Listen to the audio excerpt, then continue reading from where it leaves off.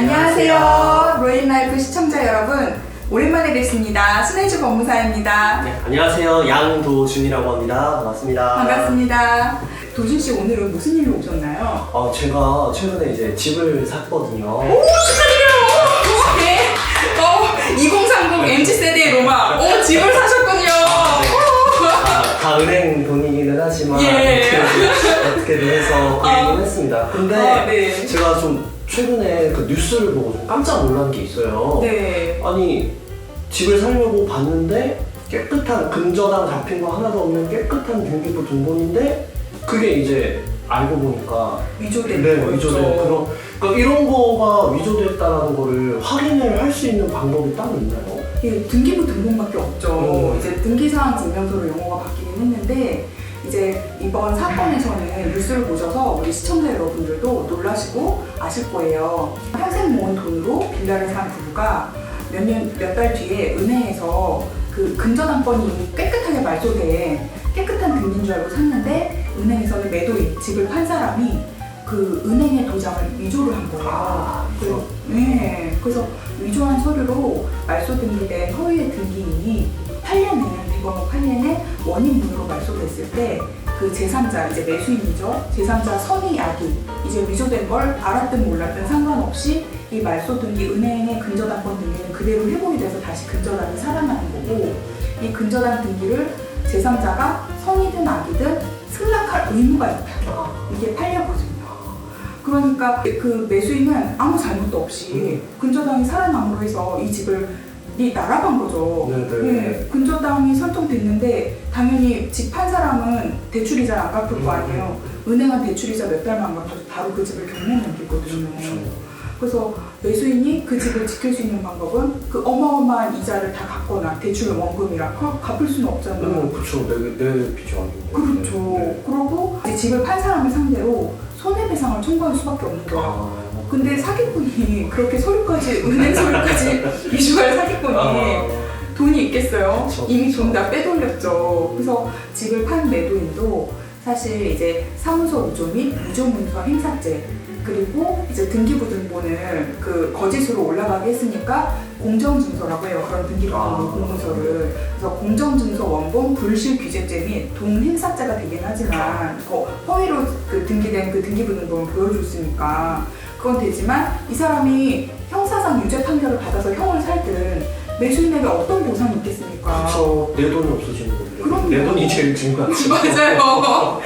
그래서 그럼 국가가 배상을 해줘야 되는데 국가는 책임을 안 져요. 부동산 등기법의 그 주요 원칙이 부동산 등기는 추정력만 있다. 그러니까 A라는 사람이 등기가 되면 그 사람이 A의 집이라는 추정만 하는 추정 효력이 있지 100% 이 등기를 믿고 사도 이제 매수인은 안심해도 된다는 공적인 효력, 공신력이 없는 거예요. 아니 근데 그런 서류가, 그렇게 중요한 서류가 공신력이 없으면 어떻게 해요? 그렇죠. 이게 너무 황당하죠. 일반 국민으로서는 그럼 뭘 믿고 부동산 거래하는 거예요? 뭘 믿고. 대한민국에서 제일 큰, 아무리 뭐 주식 비트코인이 있다 하더라도 제일 큰 건 부동산이잖아요. 그렇죠. 다음 시간에 부동산과 비트코인에 대한 압류 방법도 알려드리겠습니다.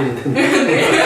이렇게 그 제일 큰 재산인 부동산을 믿고 거래하는 게 사실 상대방이 제시하는 등기 권리증이랑 등기부 등본인데, 등기 권리증은 분실했다고 안 갖고 온 분들도 많아요. 실제로 분실하시는 분도 있고, 귀한 집문서인데 어떻게 그걸 잃어버리지? 이러다가 이사 다니다가 뭐 잃어버렸다는 분도 있고 그런 분들이 있어요. 근데 왜 잃어버려도 등기할 수 있는 방법은 있어요. 그 방법은 또 나중에 말씀을 드릴 건데, 그러면 제일 보고 믿을 수 있는 건 등기부 등본이거든요. 등기사항 증명서.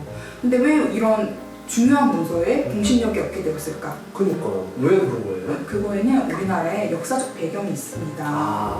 예, 조선시대까지 일단 거슬러 올라가야 돼요. 500년을. 네, 그렇죠. 예. 예, 조선시대에는 절대 왕정 국가였어요. 네네. 예, 그래서 왕이 모든 국가의 토지를 관리하고 소유한다는 개념이었죠. 그렇지만 이제 일반 국민들이, 사인이, 민간인들이 토지를 구입하지 못하고 사용하지 못하는 건 아니었어요. 그래서 조선시대에는 양안이라는 제도를 운영을 합니다. 그래서 20년에 한 번씩 이제 토지 조사를 정부에서 하는 거죠. 그래서 양안에 그 등록을 하는데, 양안이 그 토지 소유 관계를 100% 다 보여주고 등록하는 그런 제도까지는 아니었어요. 왜냐면 20년에 한 번씩 조사하니까 토지를 사고 팔 때마다 그 사실관계가 드러나는 건 아니었거든요. 네. 그리고 양안의 운영 목적이 그 토지 관계를 확실하게 소유권을 정리해서 일반 국민을 보호하고 안전하게 거래를 해주겠다. 그런 의미로 양안이 운영이 된 게 아니에요. 그러면 어떤 것 때문에? 예, 조선이 이제 왕정국가였기 때문에 양안을 통해서 토지 소유자가 누군지를 알아서 세금을 내는 세금 징수의 목적이었어요. 돈 받으려고. 예. 물론 우리나라도 요즘 그 집 한 채 갖고 있어도 일단 재산세는 기본으로 내죠. 그리고 이제 다주택자고 공시지가 6억이 넘는 1인당 공시지가 6억 이상을 소유하면은 뭐죠? 그 유명한 종합부동산세. 종부세. 네, 종부세를 냅니다. 그래서 현행도 이제 재산세, 종부세까지 나오고 다주택자면 또 중과까지 되니까 정부에서 너무 가혹하게 세금을 뜯어간다고 해서 세금 저항이 많잖아요. 근데 조선시대는 어땠겠어요? 이렇게 합리적인 현대시대에도 이랬는데 정말 너무 가혹하게 국가에서 세금을 걷어가고, 그리고 필요시에는 왕의 명령에 의해서 토지를 수용할 수도 있는 일반적으로. 조선시대에 안 태어난 게 정말. 그러네요. 그렇죠. 다행이죠. 그래서 최근에 이제 저희 삼성지역 옆에도 창릉 3기 신도시가 생겼잖아요. 그래서 창릉에 토지 옛날부터 농사 지어서 물려받은 분들이 계시고, 이제 신도시 지정되기 전에 매수하신 분들도 있지만, 그분들은 이제 흔히들 돈벼락을 맞았다고 많이 표현을 해요. 토지 보상금만 50억, 60억 이렇게 받으신 분도 많으시고. 그러니까 현대는 이제 합리적인 시대라서 지가를 적정하게 해서 국가에서 수용이 돼도 오히려 이렇게 좋아하는 분들이 많지만, 조선시대는 그게 아니었겠죠. 공짜로. 네, 아무런 내놔. 네, 그렇죠. 그러니 국민들이 이제 그 백성들이 토지를 양안에 등록하기를 좋아했을까요? 싫어했을까요? 저 같으면 안 해요. 네, 안 하죠. 그래서 양안에 등록하기를 꺼려하고 그냥 자기들끼리 사고 파는 그냥 민간에서만 그렇게 하는 제도가 있습니다. 안 그래도 이제 역사를 500년, 조선왕조 500년 그런 식으로 내어져 왔는데 그 다음에 뭐예요? 가슴 아픈 이제 일제강점기가 있었어요. 일제강점기가 1910년도에 이제 한일합방이 되고, 그 다음에 1912년도에 일본이 토지 조사령을 내립니다. 그래서 이제 일본에 있는 민법과 부동산 등기법을 그대로 조선에도 적용을 시킨 거죠. 그랬을 때 이제 우리 국사 시간에 많이 보셨을 거예요. 이제 단발령 내렸을 때도 신체 발부 수지 불무라 해서 그 부모에게 물려받은 머리를 자르겠다 해서 자살하는 분도 계셨고. 네네네. 그러니 일제의 토지 조사령에도 국민들이 순수하게 응하지 않습니다. 일본의 친일하는 거라고 해서 애국심에 토지 조사령에 응하지 않고 있다가 토지를 뺏긴 분들도 많아요.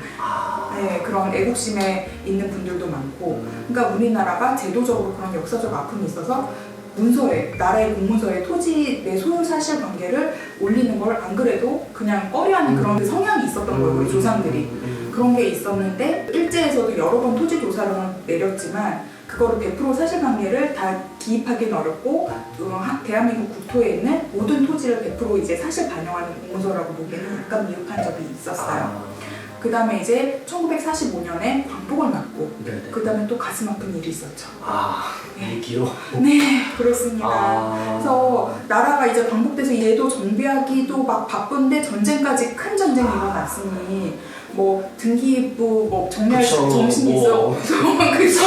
네, 그렇죠. 다 피난 가고 막 이게 전쟁해야 되는데 그러다 보니 이게 내 땅이 내 땅이라고 주장할 그럴 정신도 없죠. 그렇죠. 대한민국의 민법이 언제 생겼을까요? 1945년도에 그 광복을 맞고 해방되고 나서. 그래도 광복하고 난 이후에 금방 생기지 않았을까요? 한 48년? 1960년에야 한국 민법이 생겼습니다. 그러니까 그 1960년 전까지 진짜 그렇게 오래되지 않았어요. 광복되고 15년이나 그냥 법이 없잖아요, 우리나라. 그때 당시 민법이 없기 때문에 그냥 일본의 민법과 등기법을 그대로 그냥 적용할 수 있는 그런 형태로 운영이 되었던 겁니다.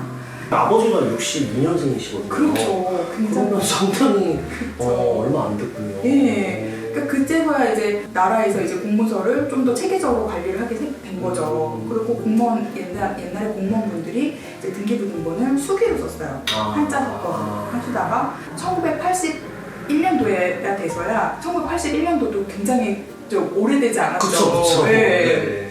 그때서야 이제 카드식으로 해가지고 이제 타이핑하는 등기부 등본이 생겼어요. 그랬는데 그때 당시도 그 수십 년간 격변의 이제 근현대사를 살아오면서 그쵸, 그쵸. 그 많은 토지 소유권만 있나요? 뭐 대출받은 근저당료 일정도 막 그런 여러 가지 사실관계를 그 한 필지만 해도 엄청 복잡한데 정부의 그 많은 필지를 공무원 수도 옛날에 적었는데 그거를 다 타이핑하라고 하면 싫지. 예, 실제 공무원이라서 내가 공무원이라는 싫죠. 그래서 공무원들도 꺼려하고 하다 보니까 이제 이런 등기가 제대로 다 이루어지는 정부의 100% 이루어지지 않은 거예요. 그때 많이 정리가 됐지만 그래도 안 된 토지가 많았던 거예요.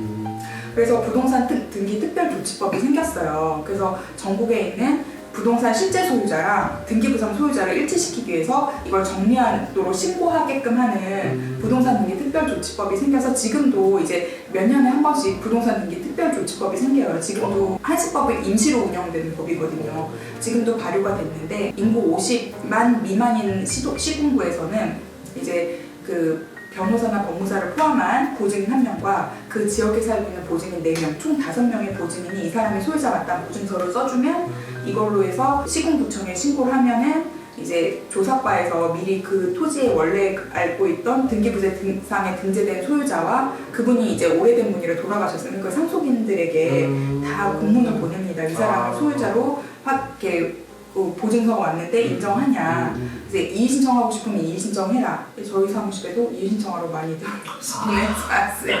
그러니까 저희 고양시는 뭐예요? 인구 100만이 넘은 특례시예요. 오, 대도시죠. 맞아요.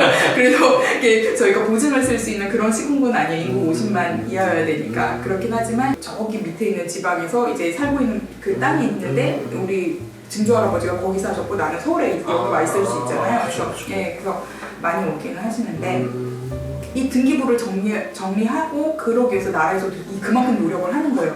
시간 들이고 돈 들이고 왜냐면 공무원도 그만큼 신경을 써야 되고 왜냐면 나라에서 이렇게 정리 안 된 땅이 많으면 어떡해요? 나라에서 돈을 못 받겠지. 예, 그렇게도 하고 국가가 토지 소유 관계가 안정화돼야지만 뭔가 개발을 하려고 할 때도 도로를 뚫고 뭘 할 때도 정리 안 된 땅이 있으면 그 땅만 이렇게 피해서 갈 수는 없잖아요. 그러니까 여러 가지 국가 운영을 위해서는 정리하는 게 필요하기 때문에 이렇게 되는 거고 이제 그러다 보니까 등기부상가 사실관계랑 100% 일치하지 않는 토지가 아직도 존재하기 때문에 등기부에 이 소유자가 맞을걸? 이라는 추정적 효력만 주는 거고 맞아 확실해 국가가 보증해 라는 그런 공신력까지는 없는 거예요. 그래서 없는 거였군요. 네, 그렇지만 우리가 국민이 그렇게 거래할 때 현대사회는 국가에서 공신력을 등기부에 공신력을 줘야 하지 않겠어요? 그렇죠. 너무 필요하죠. 그렇죠. 그게 너무 필요하죠. 필요성이 대두가 되고 있는 거예요. 그래서 이번에 이제 대한법무사협회에서도 근저당 말소 등기할 때도 근저당 말소할 때 은행의 인감도장만 위조해서 등기될 게 아니라 은행의 법인 인감증명서까지 그 제출하도록 제도로 보완하라고 이렇게 해결책을 제시를 하긴 했어요. 네네네. 다행이네요. 네, 아니 그게 아직 법으로 뭐 된 건 아니고 협회에서 이제 의견을 제시한 거예요. 그거는 이제 법 개정으로 되도록 바라는 거고 그거 외에 또 근본적인 해결책은 사실 등기의 공신력을 해결하려면은 등기되는 거래 자체가 신뢰를 할 수 있어야 나라에서 공신력을 줄 거라는 거예요. 저도 듣는 이제 법원 내부의 입장으로는 이렇게 대법원에서도 등기의 공신력을 인정하기를 너무 원해요. 그렇죠. 이런 식으로 이제 등기부 믹부상 국민이 손해 보면 안 되니까. 그렇지만 그러기 위해서 제도가 개선이 돼야 된다는 거죠. 그래서 현재는 등기관한테 그 등기 신청하겠습니다. 집 샀어요. 등기해 주세요 하고 하면은 등기 공무원한테는 형식적 심사권밖에 없어요. 형식적 심사권은 뭐냐면은 이 사람이 등기 신청인이 낸 서류를 보고 이제 이 서류만 맞으면 등기를 완료해 주는 거예요. 그걸 교화 완료라고 하는 거거든요. 그런데 등기관한테 이제 실질적 심사권을 주는 거죠.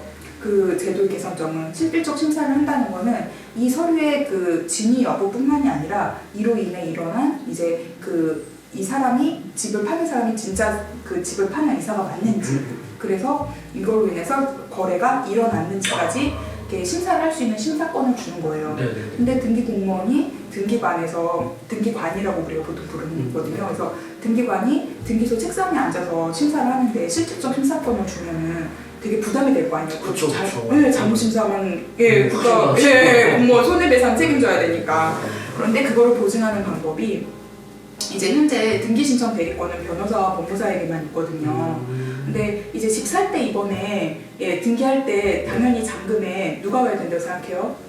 그 잔금할 때 변호사나 법무사가 직접 잔금에 올 거라고 네네. 기대를 하죠. 네네네네. 근데 실제 현장에서는 그렇지 않은 경우가 좀 많아요. 아 그래요? 네, 그래서 그 법을 그걸 개선하기 위해서 이게 부동산 등기 규칙에 네. 이제 48조에 등기 변호사나 법무사 본직이 매도 의사 그리고 등기 의무자 의사를 확인하게끔 첨부 서면을 제출하도록 자필 서면제를 했어요. 네네. 근데 이 제도가 아직 뭐 100% 완벽하게 실행되고 있지 않아요. 그냥 법무사님들이 책상에서 변호사나 법무사님들이 그냥 미리 사인해놓는 경우도 많고, 왜냐면 그 내부 차원에서 그냥 전체 협회, 법무사 협회 차원은 아니고 조사를 했는데 이제 반발도 있고 그래요. 이제 그런 관행들이 그 직원을 시켜서 한 관행들이 워낙 많다 보니까. 네, 그래서 이런 제도를 정착을 시키자는 거죠. 변호사나 법무사가 직접 가서 등기 의무자의 의사와 그 서류가 맞는지 다 확인하고 서류를 하면은 등기관도 믿고 이렇게 해줄 거 아니에요. 그렇죠, 그렇죠. 그만큼 또 만약에 이런 등기 사고가 터진다면 변호사나 법무사에게 그만큼 손해배상 책임을 또 매수는 물을 수 있겠고, 그만큼 우리는 손해배상을 물지 않기 위해서 더 적극적으로 일을 하겠다는 거죠. 그래서 그런 제도가 있을 때 그 국민들도 안전하게 부동산 거래를 할 수 있고, 네네. 이런 사고가 흔히 발생하진 않지만 만에 하나 발생한다면 정말 나쁜 사람들이 서로 유추하는 일이 몇 년에 한 번씩 터져요. 그럴 때 누구 하나라도 피해를 보지 않게끔 그렇게 운영을 한다면 흔히들 사실 자격증 빌려주는 게 전문 자격사에서는 흔히들 명의대여라고 하지만 그런 명의대여 없는 직접 자격사가 직접 일을 하는 어느 분야에서든 그 말도 있잖아요. 뭐 약은 약사에게, 진료는 의사에게. 그것처럼 이게 이 모든 분야가 뭐 법무, 세무, 이런 부동산 중개나 뭐 여러 모든 일들이 직접 할 수 있고, 물론 직원이 있어야 돼요. 일을 하려면. 근데 이제 이게 본인이 자격자처럼 활동하는 그게 아니라 그 업무 지시를 받고 일할 수 있는 정상적인 거래 관계가 운영이 된다면 등기의 공신력도 나라에서 그럼 안 그래도 해주고 싶어 하는데 믿고 맡길 수 있는 거죠. 그래서 이런 기형적인 등기 문화가 정상적으로 정화되기 위해서 시간도 걸리고 반발도 심하긴 해요. 그렇지만 그것을 정화시켜 나간다면은 그 향후 미래에는 어떤 제도 개혁도 반발 없이는 이루어지지 않아요. 그렇죠. 그동안 이루어진 관행이 편하거든요. 여태 뭐 문제 있었어?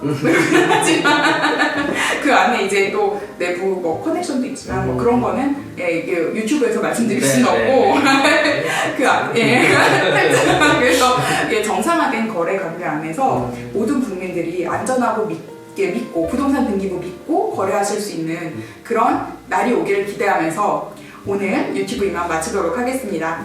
지금까지 시청해주신 시청자 여러분 진심으로 감사드리고요. 감사합니다. 그리고 구독과 좋아요는 저에게 큰 힘이 됩니다. 부탁드립니다.